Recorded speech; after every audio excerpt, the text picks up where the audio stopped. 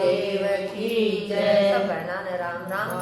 माँ मास का 17वां अध्याय। अप्सरा कहने लगी कि हे राक्षस, वह ब्राह्मण कहने लगा कि इंद्र इस प्रकार अपनी अमरावती पुरी को गया। सो हे कल्याणी, तुम भी देवताओं से सेवा किए जाने वाले प्रयाग में माँ मास में स्नान करने से निष्पाप होकर स्वर्ग में जाओ। सो मैंने उस ब्राह्मण के यह वचन सुनकर उसके पैरों में पड़कर प्रणाम किया और घर में आकर सब भाई बंधु नौकर चाकर धनादिक त्याग कर शरीर को नष्ट होने वाली वस्तु समझकर घर से निकली और माँ मास में गंगा यमुना के संगम पर जाकर स्नान किया। सो हे निशाचर, संगम निशाचर, 3 दिन के स्नान से मेरे सब पाप नष्ट हो और 27 दिन के पुण्य से देवताओं 27 दिन के पुण्य से मैं देवता हो गई और पार्वती जी की सखी होकर सुख से निवास करती। इसलिए मैं प्रयाग के महात्म को याद करके सब देवताओं के सहित माँ मास में प्रयाग स्नान करती हूँ। सो मैंने अपना यह सब वार्तांत तुमको सुनाया। तुम भी इस योनि में पढ़ने और ऐसे कुकर्म होने का सब कारण कहो कि तुम्हारा ये कैसे हुआ। तुम्हारी दाढ़ी और मूछें बहुत बड़ी बड़ी होकर रह गई और पर्वत गुफा में वास करते हो। निशाचर कहने लगा कि हे भद्रे, सज्जनों से गुप्त बात करने में भी कोई हानि नहीं होती। मुझको अब कोई संशय नहीं रहा कि मेरा उद्धार तुमसे ही होगा। सो मैं अपना सब कथा तुमसे कहता। मैं काशी में वेदों का ज्ञाता था और बड़े उच्च कुल के ब्राह्मण के घर में जन्म लिया था। मैंने राजा, पापी, शूद्र तथा वैश्यों से अनेक प्रकार के दान लिए। मैंने दान लेने में चांडाल को भी पीछे नहीं छोड़ा। उस जन्म में मैंने कोई भी धर्म नहीं किया, वहीं पर मृत्यु को प्राप्त हो गया। अच्छा, क्या करा था वो राजा और कह रहा है कि मेरे पिछला जन्म में मैंने एक ब्राह्मण के घर में मैंने जन्म लिया था और मैं खूब वेद पाठी था, लेकिन मैंने राजा, पापी, शूद्र तथा वैश्यों से अनेक प्रकार के दान लिए। मैंने दान लेने में चांडाल को भी पीछे नहीं छोड़ा, मैं सबका दान लेता। उस जन्म में मैंने कोई भी धर्म नहीं किया, वहीं पर मेरी मृत्यु हो।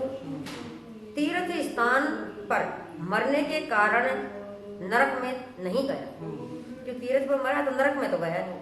पहले 2 बार गिद्ध योनि में, 3 बार व्याघ योनि में और 2 बार सर्प योनि में, 1 बार उल्लू की योनि में और अब 10वीं बार राक्षस हुआ। उसे का दान लेने से सबका इस 10वीं बार राक्षस हुआ और 75,000 वर्ष से इसी योनि में हूँ। 75,000 वर्ष। इस स्थान को 3 योजन तक मैंने जंतुहीन कर दिया। बिना अपराध के बहुत से प्राणियों को मैंने मार दिया। इस कारण मेरा मन अत्यंत दुखी है। तुम्हारे दर्शन से चित्त में कुछ शांति अवश्य आई है, क्योंकि सज्जनों का संग तुरंत ही सुखदायी होता है। मैंने अपने दुख के सब कारण आपसे कहे और सज्जन लोग सदैव दूसरे के दुखों से दुखी होते हैं। अब यह बताओ कि इस दुख रूप समुद्र को मैं कैसे पार कर सकता? क्या क्षीर सागर हंस को भी दूध देता है, बुगले को नहीं देता? दत्तात्रेय जी कहने लगे कि इस प्रकार उसके वचन सुनकर कंचन मालिनी कहने लगी कि हे राक्षस, मैं तुम्हें अवश्य तुम्हारा कल्याण कराऊं। मैंने दृढ़ प्रतिज्ञा की कि तुम्हारी मुक्ति के लिए प्रयत्न जरूर करूं। मैंने बहुत बार प्रयाग में माँ स्नान किया। वेद जानने वाले ऋषियों से वेद जानने वाले ऋषियों ने दुखी को दान देने की प्रशंसा की है। वेद जानने वाले ऋषि कहते हैं कि दुखी का उद्धार करना चाहिए।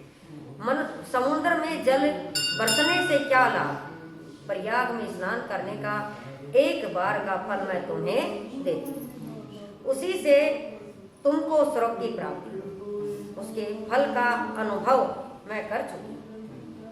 तब उस अप्सरा ने अपने गीले वस्त्र का जल निचोड़कर जल को हाथ में लेकर माँ स्नान के फल को उस राक्षस को दे दिया। उसी समय पुण्य प्राप्त करके वह राक्षसी शरीर को छोड़कर तेजमय सूर्य सदृश देवता रूप हो गया। आकाश में विमान पर चढ़कर अपनी कांति से चारों दिशाओं की प्रकाशित करता हुआ कंचन मालिनी की प्रशंसा करता हुआ शोभा मान्य हुआ और कहने लगा कि हे ईश्वर ही जानता है तुमने कितना मुझ पर उपकार किया। अब भी कृपा करके कुछ भिक्षा दो, जिससे मैं कभी पाप न कर सकूं। अब मैं तुम्हारी आज्ञा पाकर स्वर्ग में जाऊंगा। दीक्षा हो गई, इसमें तो भिक्षा लिख रहा है। अब मैं तुम्हारी आज्ञा पाकर स्वर्ग में जाऊंगा।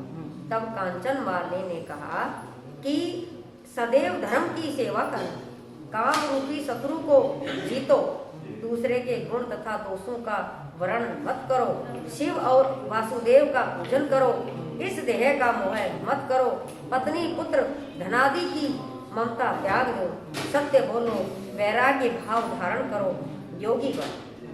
मैंने तुमसे यह धर्म के लक्षण कहे। अब तुम देवता रूप होकर शीघ्र ही स्वर्ग को जाओ। दत्तात्रेय जी कहने लगे कि इस प्रकार गंधर्वों से सेवित वह राक्षस कांचन मालिनी को नमस्कार करके स्वर्ग को गया। और देव कन्याओं ने वहां आकर कांचन मालिनी पर पुष्पों की वर्षा की और प्रेम पूर्वक कहा कि हे भद्रे, तुमने राक्षस का उद्धार किया। इस दुष्ट के डर से कोई भी इस वन में प्रवेश नहीं करता था। अब हम निडर होकर विचरेंगे। इस प्रकार कांचन मालिनी उस राक्षस का उद्धार करके प्रेम पूर्वक देव कन्याओं से क्रीड़ा करते हुए शिव लोक को चली गई। बोले शंकर भगवान की जय, उमा भर महादेव की जय। इसीलिए संतों का संग करना चाहिए, महापाप भी दूर हो जाते हैं। देख लो, एक संत से उसका उद्धार हो गया राक्षस का। जय श्याम।